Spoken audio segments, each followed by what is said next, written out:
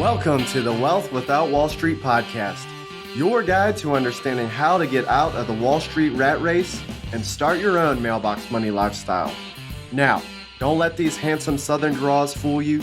These financial minds are teaching our country to enhance savings, increase cash flow, and create passive income, all without the help of Wall Street. Are you ready to break through?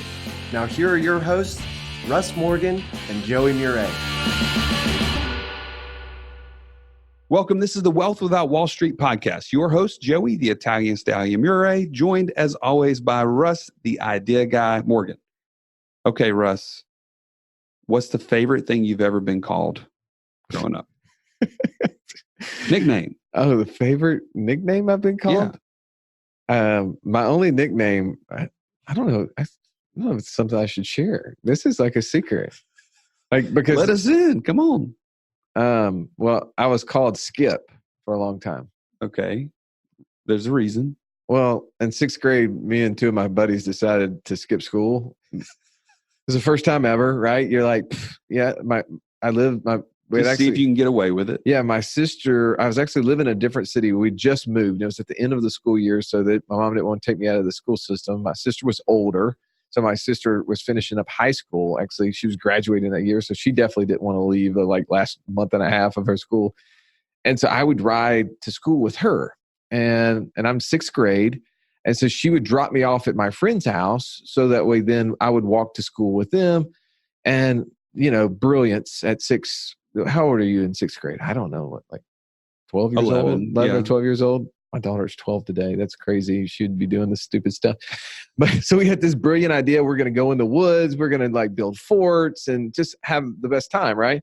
Well, boys playing in the woods for 2.5 hours, that ran out of fun in a hurry and out of food.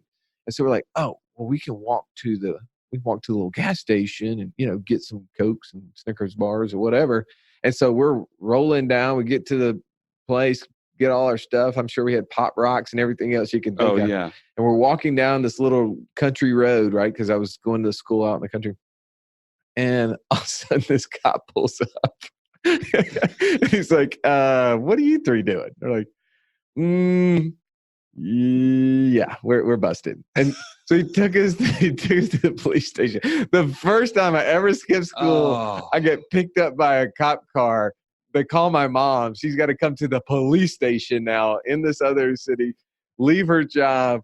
And yeah, so for about 1.5 years there, I got called Skip because of that by the people who knew me from that. Very literal nickname, Skip.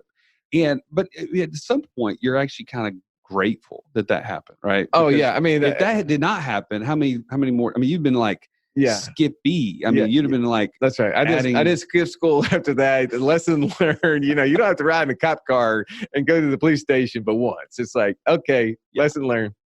So all this being brought up because here you're listening. You're a part of our community, right? You're taking in the Wealth Without Wall Street message, and you need to have something to call yourself, right? So obviously Russ was named Skip. I'm the Stallion. You're the listener of the Wealth Without Wall Street show here. What should we call you? Russ and I've been talking about. Well, I know what we're not going to call you. I can tell you that. So Joey and I, a little behind the scenes, Joey and I are flying.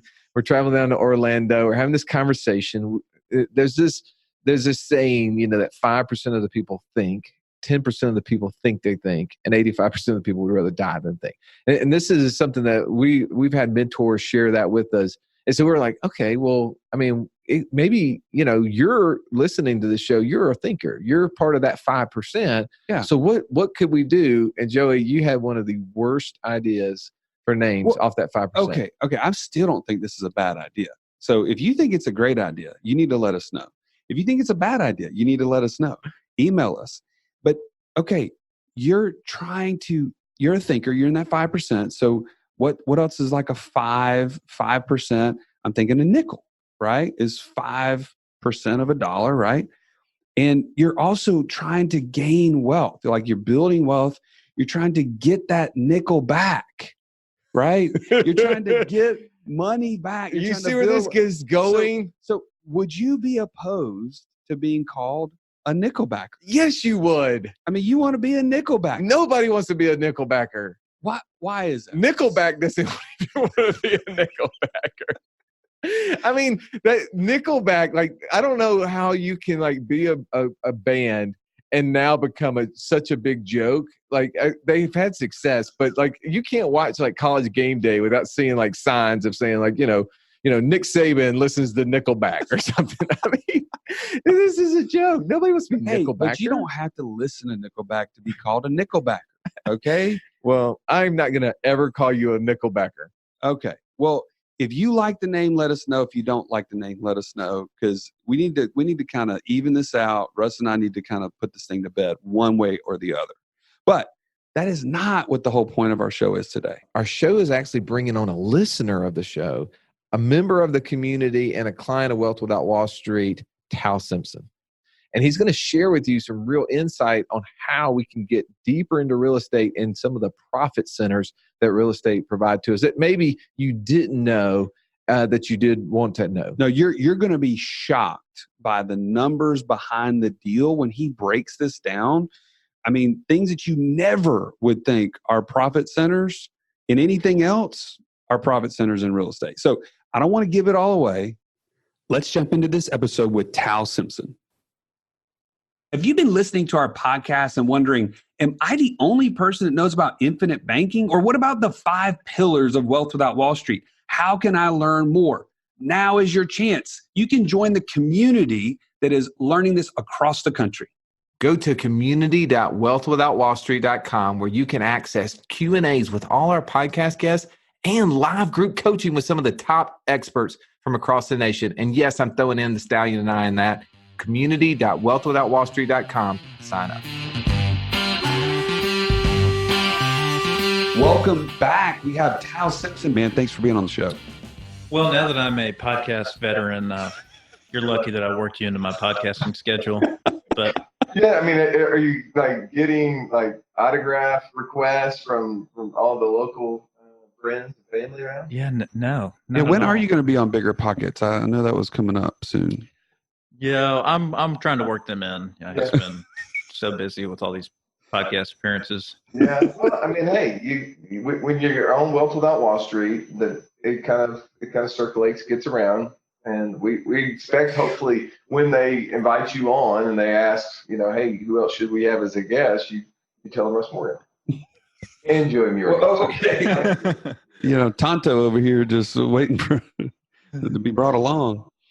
This is an episode, if it's all right, I want to kind of take your experience and look at more numbers and some of the profit centers, if you will, of what real estate provides. Because if you're not a real estate investor, maybe you don't understand all of these things, and these terms may not be as familiar to you. So again, you're very new on this. This isn't something that you've been doing for 50 years. So I think you can speak more the language of somebody who is just starting out. So I want to talk a little bit about that and kind of get your opinion of what those 5 profit centers are.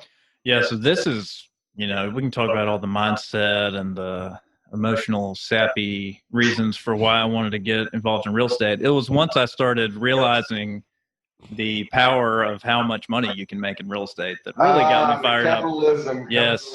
Money talks. Greedy real estate investors.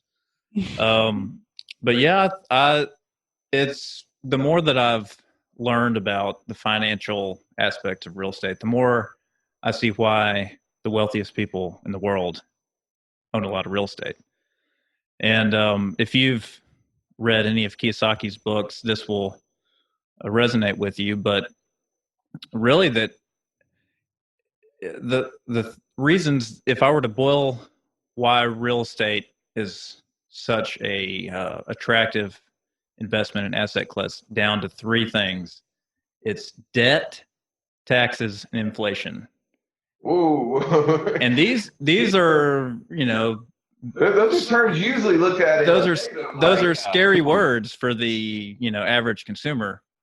But I think as you'll see, we dive into these 5 ways real estate pays you. You'll see what I mean.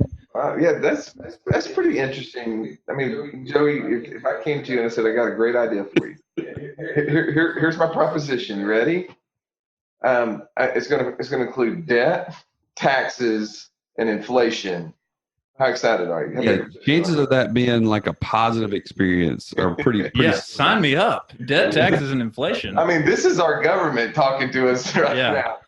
All right, so let's dig into that. You maybe want to know more. Help me understand how debt, taxes, and inflation help me as a real estate investor. All right, so the 5 ways real estate can pay you, and again, I'm coming from my perspective. I'm buying residential real estate income properties. I'm not talking about flipping houses. Long-term buy and hold. Long-term buy and hold. Absolutely. In a typical house that you're buying looks like what? All right, for easy math, I'm going to say $100,000 house that'll rent for $1,000 a month. All right, perfect.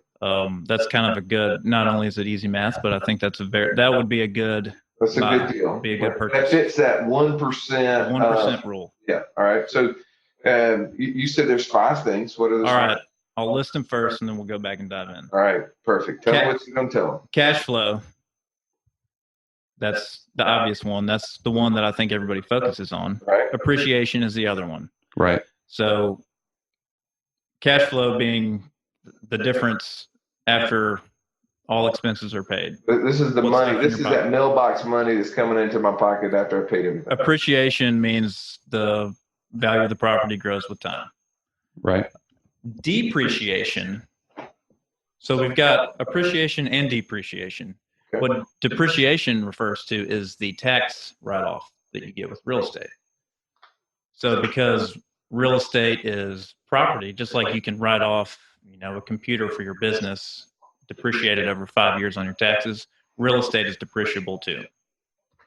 The fourth one I like to call amortization, because it's a long fancy word, but really it's making principal payments on your mortgage.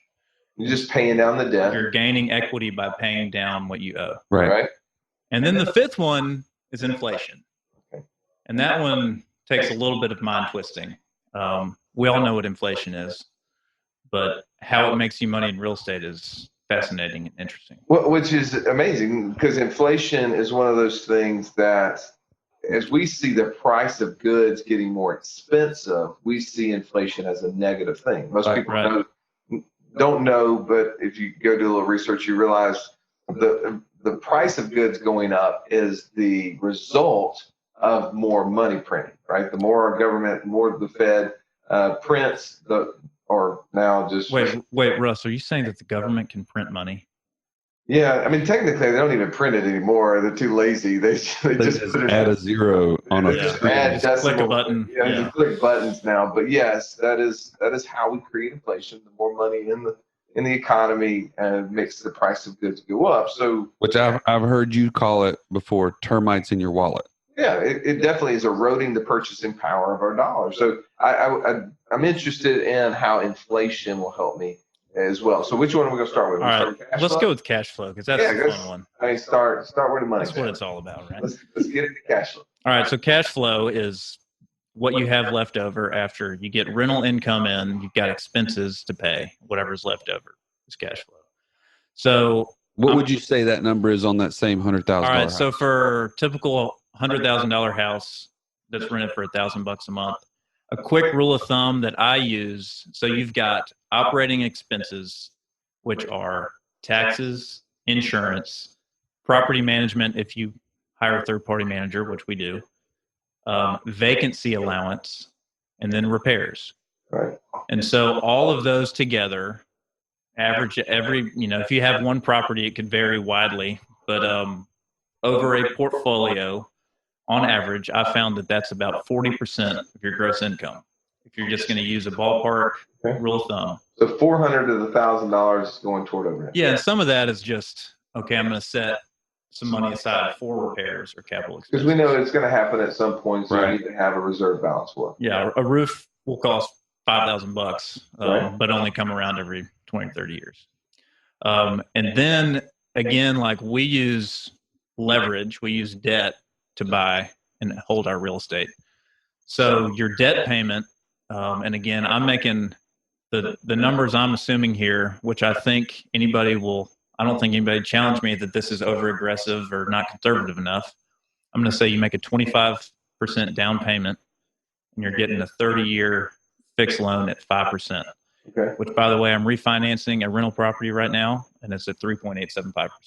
Isn't that amazing? Yeah, it's pretty good. Yeah.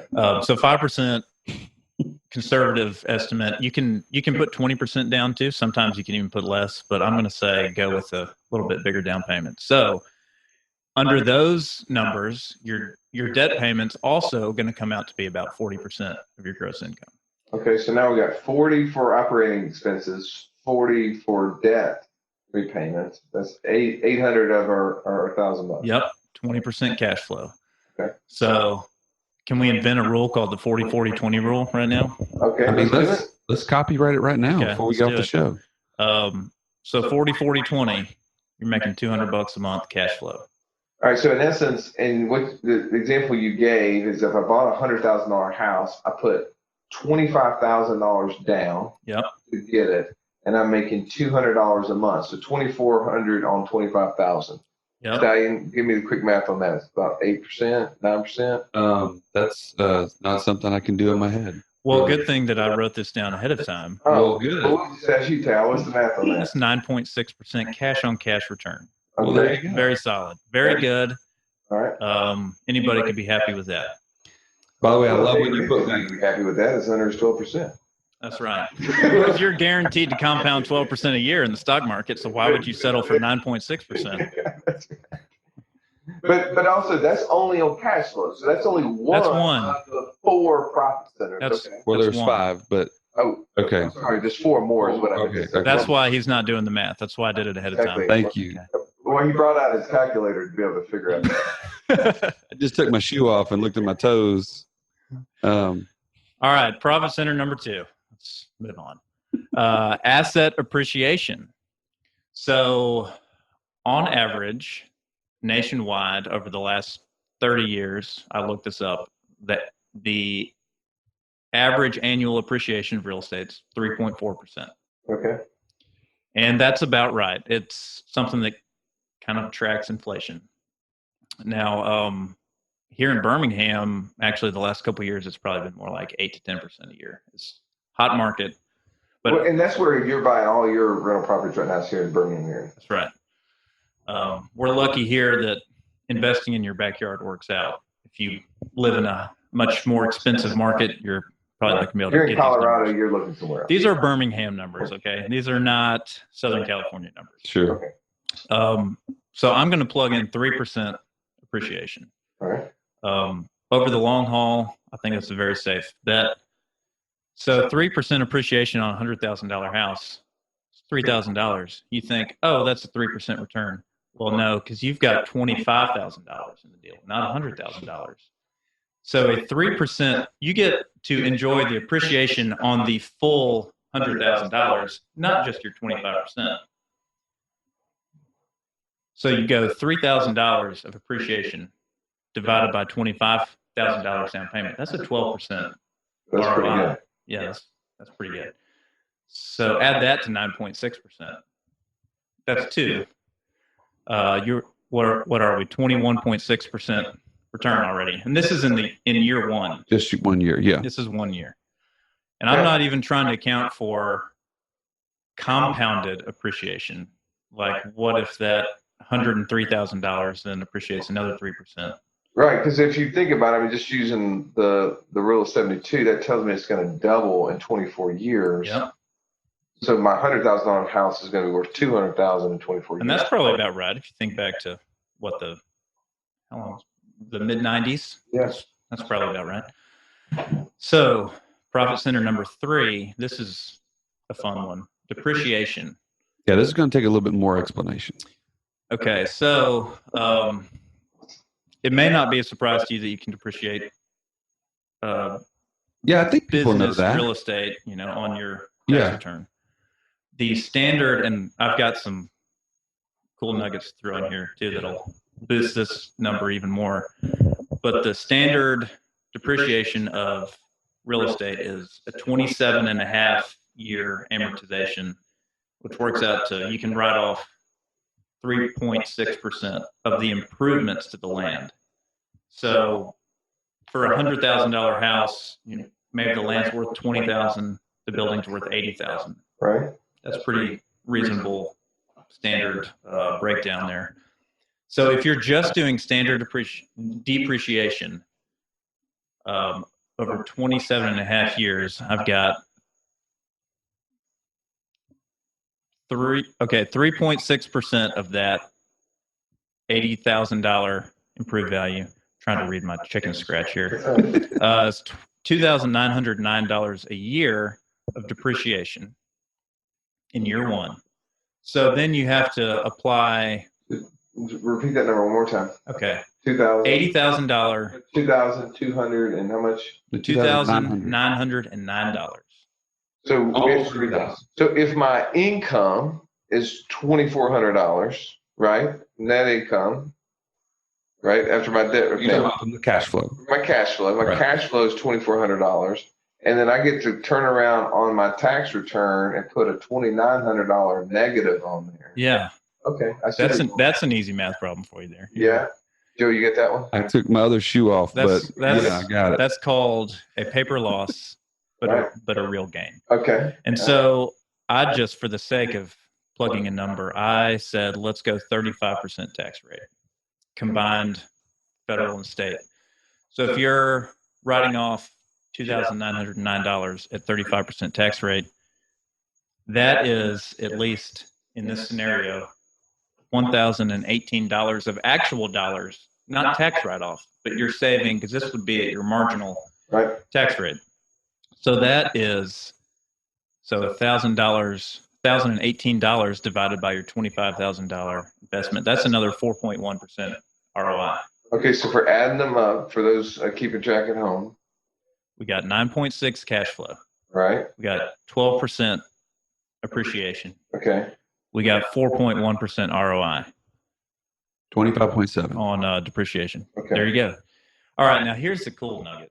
This say what you want about our president and what he says in tweets, but he's a real estate investor. Right. So you know that tax plan, you know what it's going to be.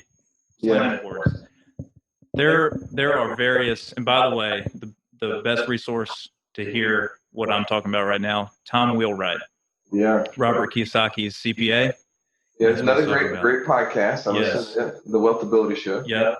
And he's got a book called Tax Free Wealth. I Right. think he's done a couple of editions of that. Definitely check that out. So in the new tax plan, one of the many benefits is that you can now apply what's called bonus depreciation to used property. So that includes a rental house. It's used property. And when you combine that with something called a cost segregation study, Mhm. the returns on that profit center just multiply. So a cost segregation study is basically you look at a building. So the IRS lets you use a 27 and a half year amortization on the full building. But if you were to break it down into its components, like you've got drywall and light fixtures and copper wiring, BAC. Carpet. fence, yeah. Whatever. When you break, a lot of those items are on like a 7-year Yeah, if you think depreciation about schedule. it, yeah, brick is not going to break down as fast as my HVAC unit that breaks down every 6 months. Exactly. Especially in That's just yours, obviously Russ. Birmingham. 6 months. Do I get to accelerate mine on 6 months? I think you can write the whole thing off. That's right. Yeah. That's not what, I won't mention Train's name on here, but that's not what they said. Yeah. The unnamed HVAC company named Train. So the cost segregation study allows you to accelerate the depreciation of a good chunk of your house. And Tom Wheelwright says 20 to 30% of a building can be accelerated, the depreciation. Over the 7-year time frame. Over a 7-year, I think some stuff is 7 years, some is 10. There might even be a 5-year category. Now the problem up until at least my own personal recent discovery, this has been something that larger commercial buildings have done, but it doesn't really make sense for a smaller single family house because The cost of doing it. you have to hire a special kind of engineer and a CPA to do it, and it might cost like 10 grand to do it. And if you're talking about $100,000 rental property, that doesn't make sense. However, again, Tom Wheelwright, shout out here, listened to his podcast one day, and he said, "Oh no, you can do that. There is a website, a company that will do that for you on smaller residential properties. I believe, Do tell. put in the show notes, I believe it's called kbkg.com. kbkg.com. And that's an acronym for probably some partners' names in an accounting firm. Okay. But you can go online. I've done this, so I feel confident enough to say it on air. You can go in and enter your property information, and how big is it? How what is what kind of flooring? Is there a fence in the backyard? And they will spit out a cost segregation breakdown for you, and it costs $400. So I've actually done this to try it out. I used it. It was actually a little bit cheaper than $100,000 property. It still worked. So you can now do this on single family homes, and maybe not like a $30,000 house, but certainly a $100,000 house. It makes sense. Well, see, so that if you're not a real estate investor, and if you have a W-2 job, I mean, that you're just an employee, you're not a business owner, you don't see a lot of the write-offs. Now, the standard deduction just got increased, so we get a little more write-off per se. But this is where Kiyosaki talks about the different quadrants. And he says why the E quadrant, the employee quadrant, ends up paying the most, and where the business owner, the true business owner, where they own a business and don't work inside of it, and the investor are literally paying the least amount of taxes because they're taking advantage of things that are in the tax code, like depreciation. And another thing he says is there are 3 kinds of income: ordinary income, portfolio income, passive income. Passive income is 0 taxes. This is what he's talking about. It's depreciation. So when you combine a cost segregation, which is now available for just a standard single family home. That's really cool. And I'm sure there are other companies that will do this, but this is, again, Tom Wheelwright says, check it out. I check it out. With bonus depreciation, which allows you to write off the full deductible amount in year 1. And Tom Wheelwright gives a 20 to 30% of the value is you're able to write off in the first year. So I use 20% of the $80,000 building that we're talking about here. Let me check my numbers here. If you were to do this, you're talking about a $16,000 depreciation, paper loss in year 1, which apply that to your 35% tax rate. That's $5,600 divided by 25,000.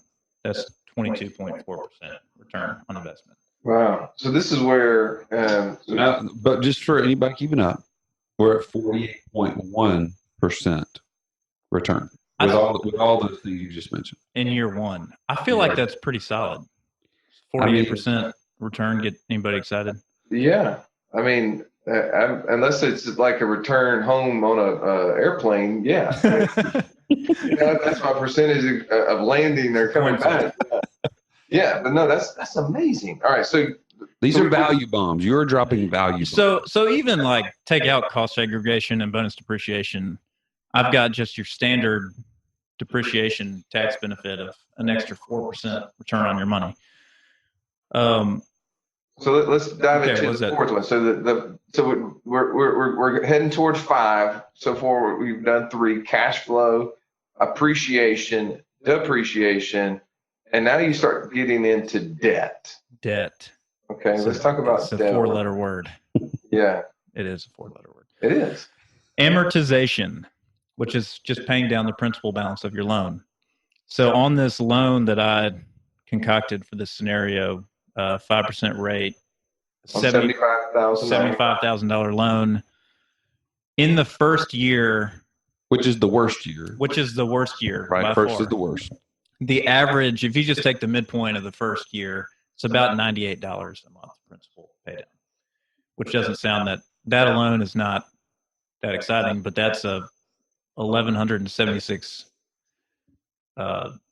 dollars in the first year, which is another 4.7% return on your $25,000 down payment. So roughly $1,200 of the $4,800 I'm paying is going toward principal pay down. Yeah. Right. That first year. Okay. And so that's money. I mean, because that we didn't pay for it. Who paid for that? The tenants paid those. The renter. Absolutely. Yeah. And again, that's year one. Yeah. Year It gets 30. better. Yeah, year 30. It's They're paying it all. yeah.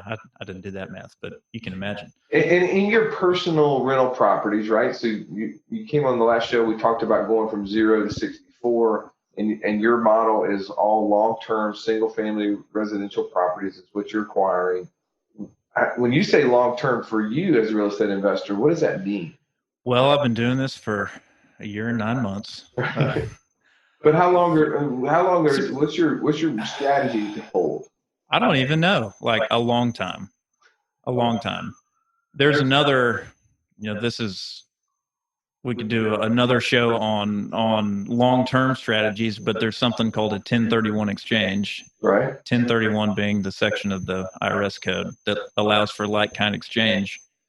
And it basically lets you, if you sell a property that has appreciated, and if you've depreciated the cost of that, you're going to have to recapture that when you sell. That would normally be a capital gain. But through a 1031 exchange, if you follow fairly straightforward procedure, you can sell that, roll the money that you make from that into a bigger deal and defer taxes. So really, you could defer until you die. And then the current rules, if you die with a piece of real estate, the person who inherits gets to that step up in basis. So then all of that potential recapture goes away. Right.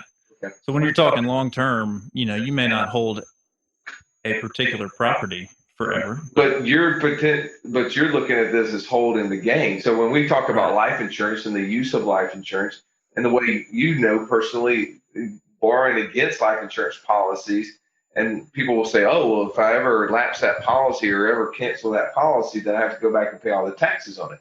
Very similar to the real estate. Yeah. If I sell it and I don't roll those gains into a new property, I'll end up paying tax on it. But just like with the life insurance policy, when you die, the step up in basis happens. You don't end up paying any of that potential gain that happened in there. Very similar, right? Exactly. So that's how the long-term play can come into play.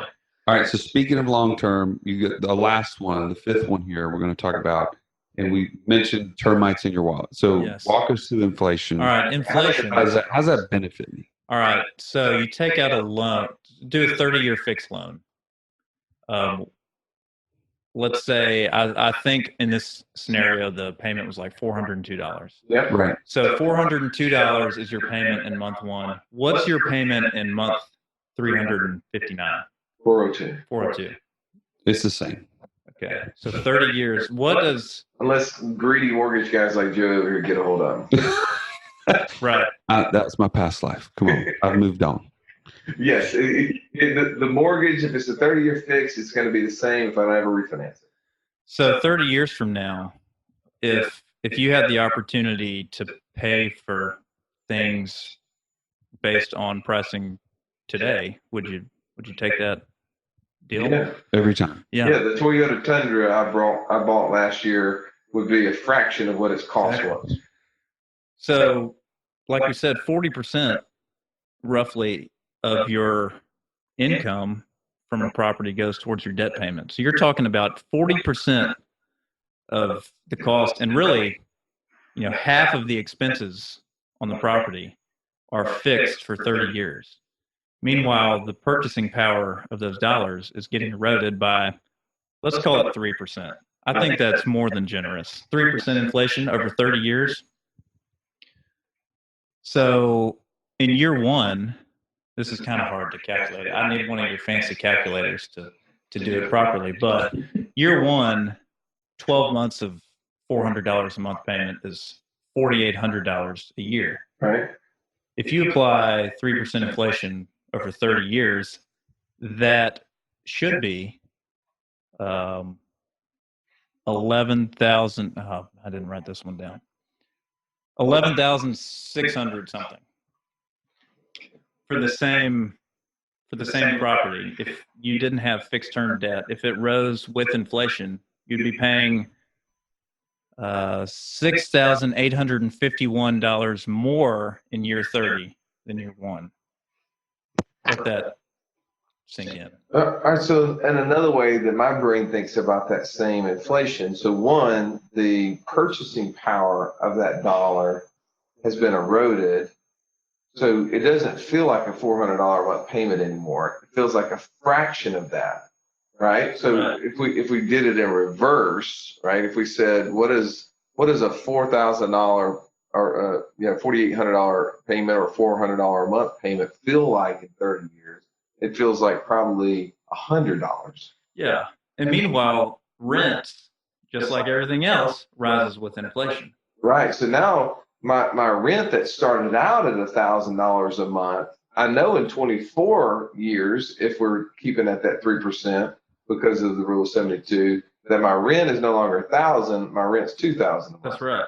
Now expenses will rise with inflation too, but a huge 40% percentage of your expense is fixed for 30 years. Exactly. So when we start looking at a profit margin of 20%, right? If we had 80% going toward expenses, then that number is going to keep growing just because inflation is helping us in relationship to what my monthly payment is. And this is where sometimes you hear us on the podcast, we talk about, hey, we want to be in control of our dollars. And sometimes you hear Joey and I talk about why maybe paying off our houses are not a great idea. Right. And this is exactly one of those tools when you say, how is inflation helping me? Because when I need my dollars to be at work and earning and keeping up with this, and as my mortgage payment continues to be the same over 30 years, I can actually benefit. And if I'm in rental property, my rents are increasing, but yet my payment for the mortgage is staying the same. And this is why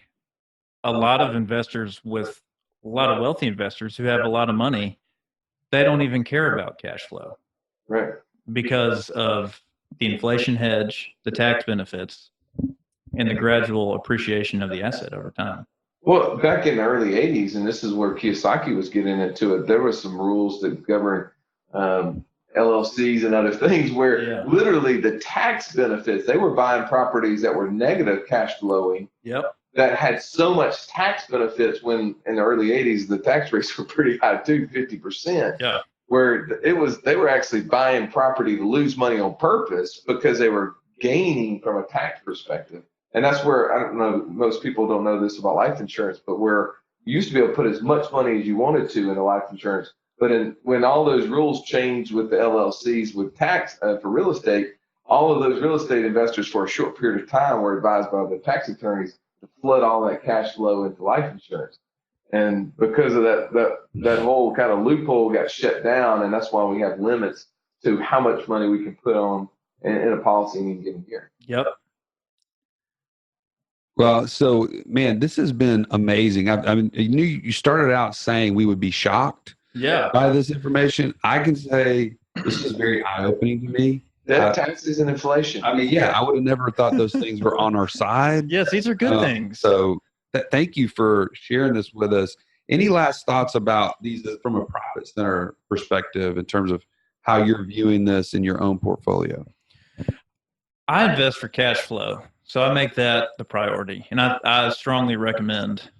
Well, even let's say we're going into a recession. I mean, I don't think this is like, I'm not a prophet. I'm just opening my ears. We're heading into a recession.